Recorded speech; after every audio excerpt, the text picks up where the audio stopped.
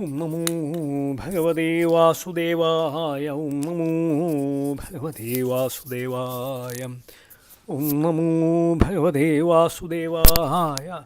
ശ്രീമദ്ഭാഗവതം ദ്വാദശസ്കന്ധം 8-ാം അധ്യായം. ഇപ്പോൾ നമ്മൾ ഇന്നലെ 6-ാം ശ്ലോകത്തിലാണ് നിർത്തിയത് അല്ലേ? അപ്പോൾ മാർക്കണ്ഡേയ മഹർഷിയുടെ കഥ ചോദിച്ചു. അപ്പോൾ സൂതൻ ശൗനക മഹർഷിയുടെ ചോദ്യം അഭിനന്ദിച്ചുകൊണ്ട് ഉത്തരം പറഞ്ഞാണ് നിർത്തിയതല്ലേ? അങ്ങ് ചെയ്ത ചോദ്യം ലോകത്തിൻ്റെ മാർക്കണ്ഡേയ മഹർഷിയുടെ കഥയെ അജ്ഞാനം നശിപ്പിക്കാൻ സാമർഥ്യമുള്ളതാണ്. എന്താ വെച്ചാൽ ഈ ചോദ്യത്തിന് ഉത്തരം പറയുമ്പോൾ ശ്രീനാരായണൻ്റെ കഥ പറയേണ്ടി വരില്ലേ? ആ കഥ കലികൽമഷത്ത് നശിപ്പിച്ച് ഹൃദയശുദ്ധി വരുത്തണമാണല്ലോ. പ്രാപ്തദ്വിജാതി സംസ്കാരോ മാർക്കണ്ഡേയ പിതുക്രമാത് ഛന്ദാംസ്യധീത്യധർമ്മേണ തപസ്വാധ്യായ സംയുതാഃ.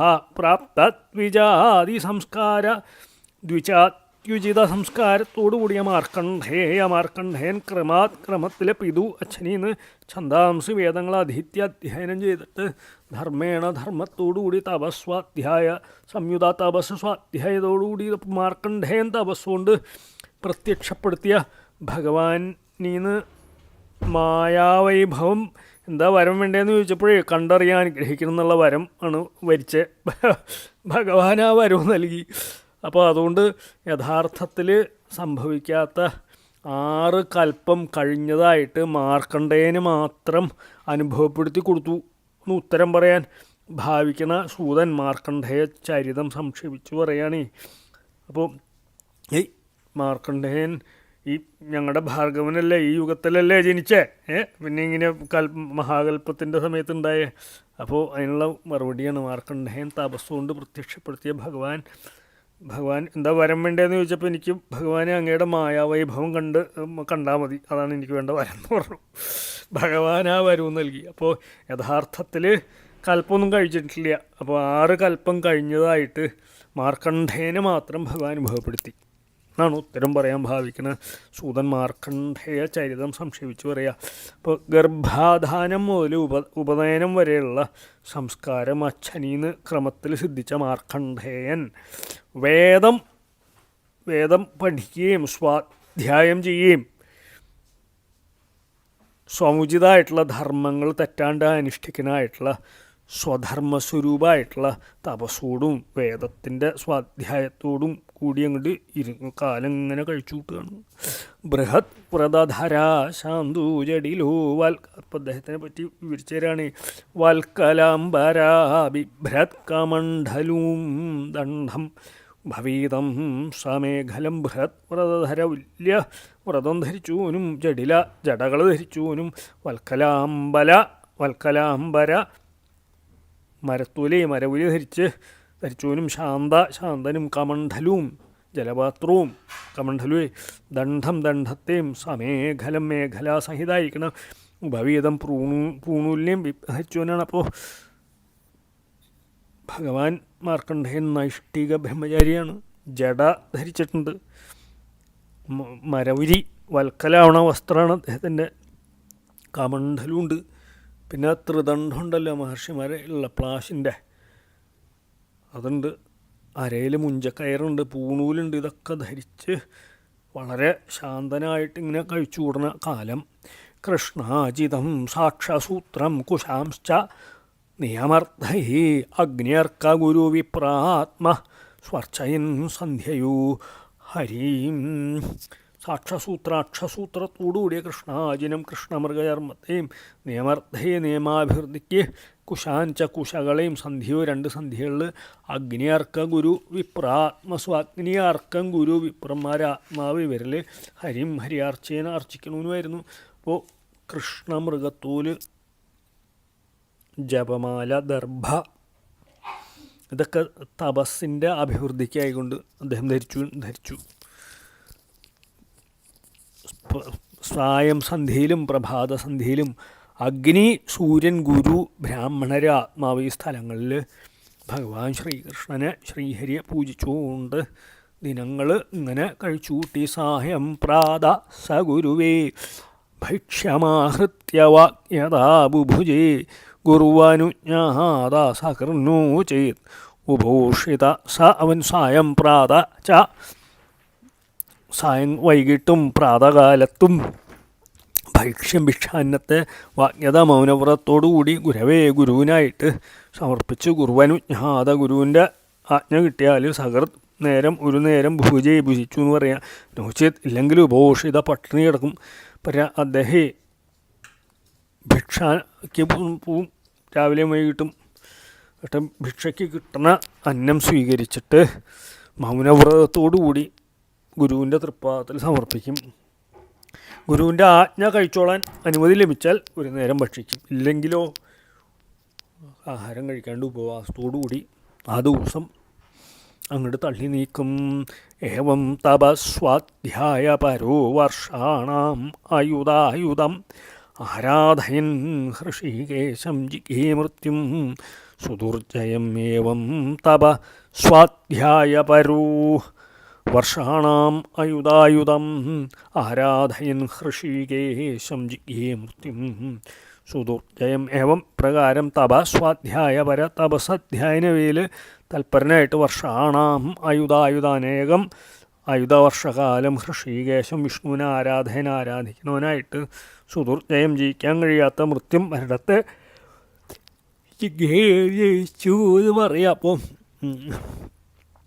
ഈ പറഞ്ഞ വിധം തപസ് വേദ സ്വാധ്യായം അല്ലേ, വേദാധ്യയനം ഇതിലതി താല്പര്യത്തോടുകൂടി അനേക ആയുധവർഷകാലം 10,000 വർഷങ്ങൾ ഇങ്ങനെ ഭഗവാൻ ശ്രീനാരായണനെ ആരാധിച്ച് കഴിച്ചുകൂട്ടി മറ്റാർക്കും ജയിക്കാൻ സാധിക്കാത്ത മരണത്തെ അങ്ങോട്ട് മാർക്കണ്ഡേയ മഹർഷി അങ്ങോട്ട് ജയിച്ചു. ബ്രഹ്മാ ഭൃഗുർ ഭവോദക്ഷോ ബ്രഹ്മപുത്രാശ്ചയേ പരേ നൃദേവ പിതൃഭൂതാനി തേനാഹ സന്നതി വിസ്മിത. മരണത്തെ ജയിച്ചപ്പോൾ ബ്രഹ്മാവ് ഭൃഗു മഹർഷി ഭഗവാൻ ശിവൻ ദക്ഷൻ ബ്രഹ്മപുത്രരായിട്ടുള്ള മറ്റുള്ളവർ മനുഷ്യർ ദേവന്മാർ പിതൃക്കൾ ഭൂതങ്ങൾ ഇവർക്കൊക്കെ വളരെ ആശ്ചര്യമായി എന്ന് പറയാം. ഇത്തം ബൃഹത് വ്രതധര തപസ്വാധ്യായ സംയമൈ ദധ്യാവധോക്ഷജം യോഗീ ധ്വസ്തക്ലേശാന്തരാത്മന. ഇത്തം പ്രകാരം ബൃഹത് വ്രതധര നൈഷ്ഠിക ബ്രഹ്മചര്യം ധരിച്ച യോഗി തപസ്വാധ്യായ സംയമി തപസ് സ്വാധ്യായം ഇന്ദ്രിയ നിഗ്രഹം ഇതൊക്കെ കൊണ്ട് ധ്വസ്ത ക്ലേശാന്തരാത്മന ധ്വംസിക്കപ്പെട്ട ക്ലേശങ്ങളോടുകൂടി ചിത്തത്താൽ അധോക്ഷജം ഭഗവാനെ ദധ്യവും ധ്യാനിച്ചു എന്ന് പറയാണ്. ഇപ്രകാരം നൈഷ്ഠിക ബ്രഹ്മചര്യം ദീക്ഷിച്ചുകൊണ്ടിരിക്കുന്ന യോഗിയായിട്ടുള്ള മാർക്കണ്ഡേയ മുനി തപസ് വേദാധ്യയനം ഇന്ദ്രിയ നിഗ്രഹം ഇതുകൊണ്ട് രാഗദ്വേഷാദി ദോഷങ്ങളെയൊക്കെ നശിപ്പിച്ച് പരിശുദ്ധാക്കിയ അന്ധകരണത്താൽ ഇന്ദ്രിയ വിഷയങ്ങളെ അതിക്രമിച്ചിരിക്കുന്ന ഭഗവാൻ ശ്രീകൃഷ്ണനെ അങ്ങോട്ട് ധ്യാനിച്ചു.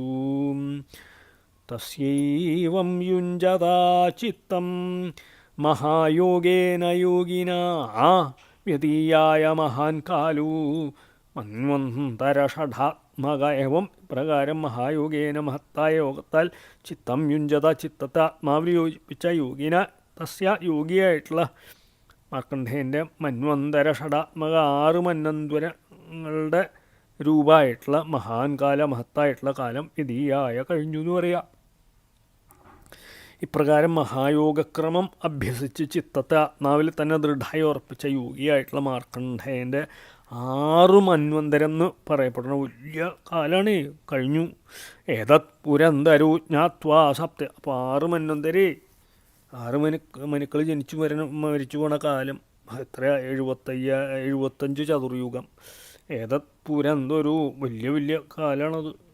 ജ്ഞാത്വോ സപ്തേസ്മിൻ സപ്തമേസ്മിൻ കിലാന്തരേ തപോ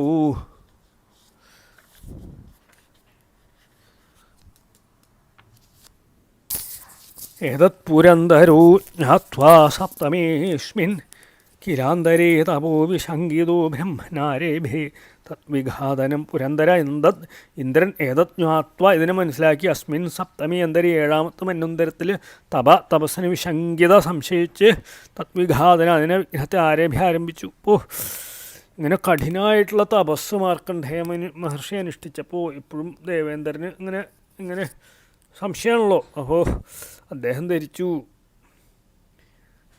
ദേവേന്ദ്ര പട്ടം അപഹരിക്കാനാണ് ഈ വിധം ഇത്ര കഠിനമായിട്ട് തപസ് ചെയ്യണേന്ന് അദ്ദേഹം അങ്ങോട്ട് ശങ്കിച്ചു.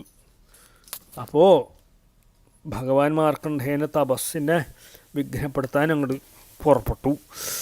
എന്താ ചെയ്തേ? ഗന്ധർവാപ്സരസകാമം വസന്തമലയാനിലവൂ മുനയെ പ്രേഷയാമാസ രജസ്തോഗമതൗ തഥാ. ഗന്ധർവന്മാർ, അപ്സരസുകൾ, മന്മഥൻ, വസന്ത ഋതു, മലയമാരുതൻ, രജോ ഗുണത്തിൻ്റെ പ്രിയ സന്താനങ്ങളായിട്ടുള്ള ലോഭം, മതം, ഇങ്ങനെയുള്ളവരെ മാർക്കണ്ഡേയ മുനിയുടെ തപോവിഘ്നം വരുത്താനായിട്ട് അങ്ങോട്ട് പറഞ്ഞയച്ചു.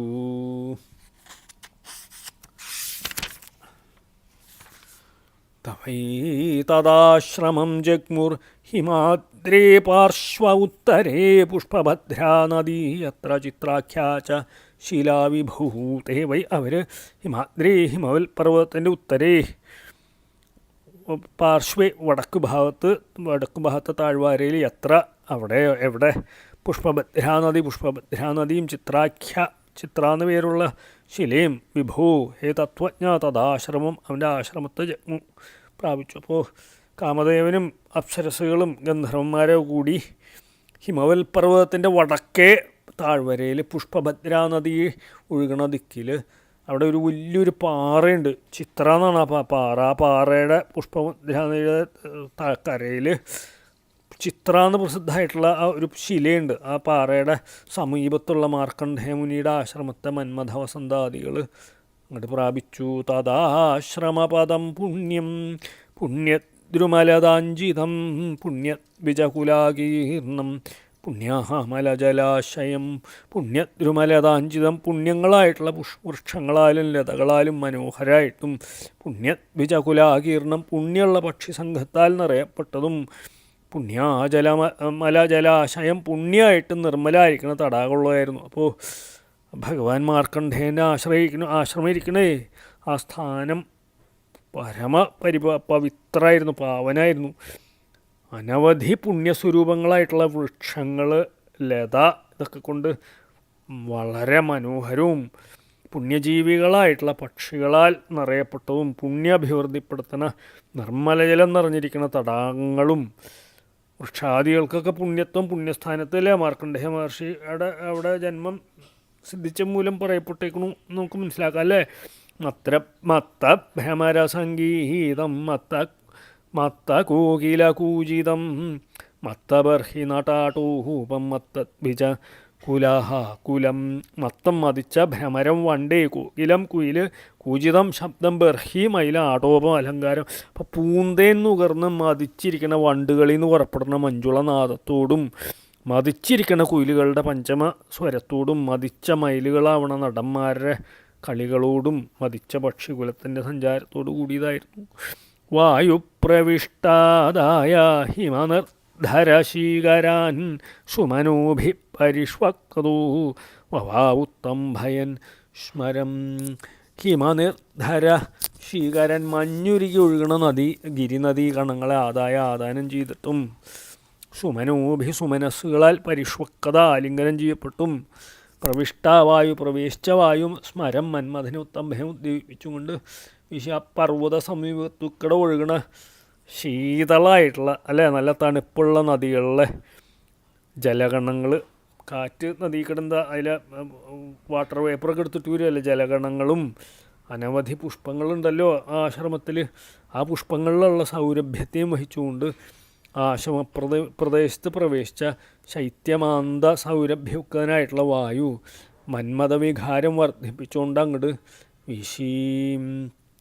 ഉദ്യചന്ദ്രനിശാവക്ത്ര പ്രവാള സ്തബകാളിഭീ ഗോപദ്രുമലതാജാലൈ തത്രാസീത് കുസുമാകരാ. ഉദ്യചന്ദ്രനിശാവക്ത്ര പ്രഭാള തപകാളിഭീ ഗോപദ്രുമലതാജാലൈ തത്രാസീത് കുസുമാകര. ഉദ്യചന്ദ്രനിശാവക്ത്ര ഉദിച്ചുയരണ ചന്ദ്രനാവണ രജനിമുഖത്തോടു കൂടിയും പ്രവാള സ്തവകാളിഭി പ്രവാളങ്ങളുടെ ഗുച്ഛസമൂഹങ്ങളോടും ഗോപദ്രുമലതാജാലെ ഗോപനം ചെയ്യണ വൃക്ഷങ്ങളുടെയും വല്ലികളുടെയും സംഘാതത്തോടു കൂടിയ കുസുമാകര വസന്തകാലം തത്ര സാസീത് അവിടെ ഉത്ഭവിച്ചു. അപ്പോൾ ഇവരൊക്കെ അങ്ങോട്ട് വന്നപ്പോൾ ആശ്രമസ്ഥാനത്ത് വസന്തകാലം ആരംഭിച്ചു. ഈ കാമനല്ലേ, രാത്രിയുടെ ആരംഭം ചന്ദ്രോദയത്തോടു കൂടിയാണ്. ശാഖകളാലും വള്ളികളാലും മറയ്ക്കപ്പെട്ട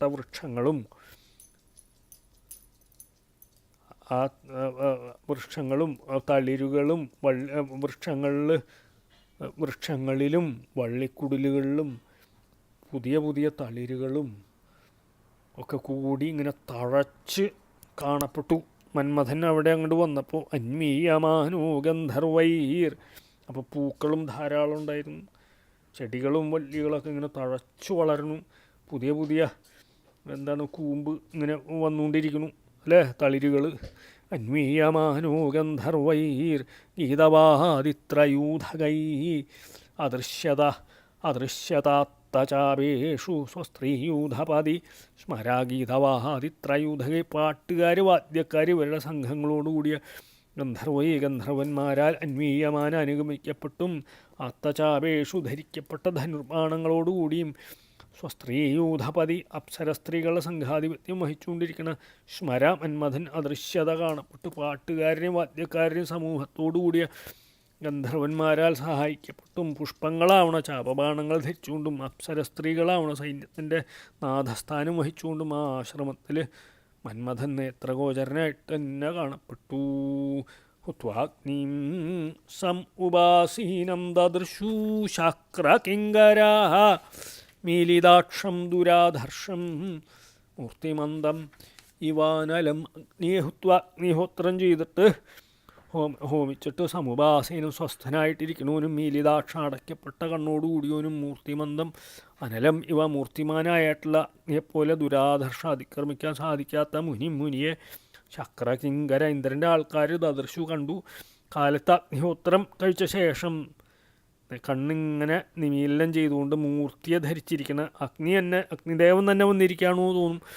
അടുക്കാൻ അത്ര അധികം തേജസ്സോടുകൂടി അടുക്കാൻ കഴിയാത്ത വിധം തേജോമയനായിരിക്കണ മാർക്കണ്ഡേയ മഹർഷി സ്വസ്ഥാനത്തിരിക്കണേന് സ്ഥിരിക്കണ അങ്ങനെ ഇന്ദ്രകിങ്കരന്മാരായിട്ടുള്ള മന്മഥനും കാമദേവനും വസന്താദികളൊക്കെ ഇങ്ങനെ കണ്ടു. തസ്യ പുരത സ്ത്രീയോധോ ഗായഗാജഗൂ മൃദംഗവീണ പണവൈർ വാദ്യം ചക്രൂഹു മനോരമം. തസ്യ പുരത അദ്ദേഹത്തിന് മുൻഭാഗത്ത് സ്ത്രീകൾ നൃതു നർത്തനം ചെയ്തു. ഗായകന്മാരാധു അപ്രകാരം തന്നെ ജഗു ഗാനം ചെയ്തു. മൃദംഗവീണ പണവൈ, മൃദംഗം വീണ പണവം ഇതൊക്കെ കൊണ്ട് മനോരമം മനസ്സിനെ ഏൽപ്പിക്കണ വാദ്യം ചക്രുവാദ്യവും ചെയ്തു. അപ്സര സ്ത്രീകൾ മഹർഷിയുടെ മുമ്പിൽ ഒന്നും ഇങ്ങനെ കളിച്ചു. ഗന്ധർവന്മാർ കളിക്കാൻ അനുകൂലാകും വിധം പാട്ടുപാടി മൃദംഗം വീണ പണവം മുതലായ വാദ്യങ്ങൾ മനസ്സിന് ആനന്ദം ജനിപ്പിക്കുന്ന വിധത്തിൽ പ്രയോഗിക്കുകയും ചെയ്തു. സന്തധേസ്ത്രം സ്വധനുഷി കാമ പഞ്ചമുഖം തഥാ മധുർമനൂരജസ്തൂഹ ഇന്ദ്രഭൃത്യ വ്യകമ്പയൻ. കാമ മന്മഥൻ പഞ്ചമുഖം 5 മുഖങ്ങളോടുകൂടി അസ്ത്രത്തെ സ്വധനുഷി തൻ്റെ ധനുസിൽ സന്തധേ സന്ധാനം ചെയ്തു. തഥാ അപ്പോൾ മധു വസന്തൻ രജസ്തോകലോഭം ഇന്ദ്രഭൃത്യന്മാർ മനസ്സിനെ വികമ്പിപ്പിച്ചു എന്ന് പറയപ്പോൾ മന്മഥൻ ശോഷണം, മോഹനം, സന്ദീപനം, താപനം, ഉന്മാദനം ഈ 5 വിധ പ്രവൃത്തികൾ ഏകകാലത്തിൽ നടത്തണതിന് സമർത്ഥമായിട്ടുള്ള അസ്ത്രം അല്ലേ, മന്മഥൻ്റെ ആ കാമബാണം തൻ്റെ വില്ല് അങ്ങോട്ട് തൊടുത്തു. അതേസമയം വസന്തൻ ലോഭൻ മുതലായിട്ടുള്ള ഇന്ദ്രഭൃത്യന്മാർ മഹർഷിയുടെ മനസ്സിനെ ക്ഷോഭിപ്പിക്കുന്ന കാര്യങ്ങളും ചെയ്തുകൊണ്ടിരുന്നു എന്ന് പറയുക. ക്രീഡന്ത്യ പുഞ്ചികസ്ഥല്യ കന്തുകൈസ്തനഗൗരവാഹാത് ഭൃശം ഉദ്വിഗ്നമധ്യായ കേശവിശ്രംസിത ശ്രജാം ഇതസ്തദു ഭ്രമദൃഷ്ടേ ചലന്ത്യ അനുകന്തുകം വായുർജഹാരതത്വാസ സൂക്ഷ്മം തുടിതമേഖലം. സ്തനഗൗരവ മൂലം ഭൃശം ഉദ്വിഗ്നമധ്യായ ഏറ്റവും ക്ലേശിക്കുന്ന മധ്യഭാഗത്തോടു കൂടിയും കന്തുകൈ പന്തുകൾ കൈകൊണ്ട് ക്രീഡന്ത്യ കളിക്കണോളും കേശവിശ്രംസിതശ്രജ കേശങ്ങൾ അങ്ങും ഭ്രമിക്കുന്ന ദൃഷ്ടികളോടുകൂടിയോളും അനുകന്തുകം പന്തിനനുസരിച്ച് ചലന്ത്യ ചലിക്കണോളുമായിട്ടുള്ള പുഞ്ചികസ്ഥലിയുടെ തുടിത മേഖലം പൊട്ടിപ്പോയ അരഞ്ഞാണോടുകൂടിയും സൂക്ഷ്മമായിട്ടുള്ള ആ വസ്ത്രത്തെ വായു ജഹാര അപഹരിച്ചു. അപ്പോൾ ആ അപ്സരസ് പന്തടിച്ച് കളിക്കുകയായിരുന്നു. അപ്പോൾ പുഞ്ചികസ്ഥലി എന്ന് പേരായ അപ്സര സ്ത്രീയുടെ അതിസൂക്ഷ്മമായിട്ടുള്ള വസ്ത്രത്തെ, വളരെ സീത്രൂ ആയിട്ടുള്ള വസ്ത്രമാണ് അവർ ധരിച്ചേക്കണത്. മലയമാരുതൻ കാറ്റ് സ്വസ്ഥാനത്ത് നിന്ന് അങ്ങോട്ട് ചലിപ്പിച്ചു. അവളുടെ പന്താട്ടം കാമവികാരത്തെ ജനിപ്പിക്കുന്നതിന് സമർത്ഥമായിരുന്നു. സ്വതേ അതിസുന്ദരിയാണ്. അപ്പോൾ പന്താടിക്കൊണ്ട് ഇങ്ങനെ കളിച്ചു നടക്കുകയായിരുന്നു. സ്തനഭാരം നിമിത്തം വളരെ ഇടുങ്ങിയ മധ്യപ്രദേശം ഇങ്ങനെ ക്ലേശിക്കുന്നു. പന്തിൻ്റെ ഗതി അനുസരിച്ച് 4 ഭാഗത്തും ദൃഷ്ടികളെ ചലിപ്പിച്ചുകൊണ്ട് സഞ്ചരിക്കണ ആ പരിശ്രമം നിമിത്തം അഴിഞ്ഞ തലമുടിയിൽ നിന്ന് പൂമാല ഇങ്ങനെ അഴഞ്ഞു കിടക്കുകയാണ്. കളിയുടെ ശ്രമം കൊണ്ട് വസ്ത്രത്തിന് മീതെ മുറുക്കിയിരുന്ന് അരഞ്ഞാൻ പൊട്ടിയ ആ തക്കത്തിൽ മന്ദമാരതം ഒന്ന് വീശി. ഇപ്പോൾ വസ്ത്രം അഴിഞ്ഞുപോയി അവരുടെ. ഇപ്രകാരമുള്ള വിലാസലീലാ ദർശനം ആരുടെ മനസ്സിനെയാണ് ചലിപ്പിക്കാത്തേ? അപ്പോൾ നമ്മൾ ഇന്ന് 27 നിർത്തിയിട്ട് നാളെ 28 തുടങ്ങും. ശ്രീഹരേ നമ, ശ്രീഹരേ നമ, ശ്രീഹരേ നമ. ഗോപികാ ജീവനസ്മരണം ഗോവിന്ദ ശ്രീ ഗോവിന്ദ, ഗോപികാ ചരണസ്മരണം ഗോവിന്ദ ശ്രീ ഗോവിന്ദ.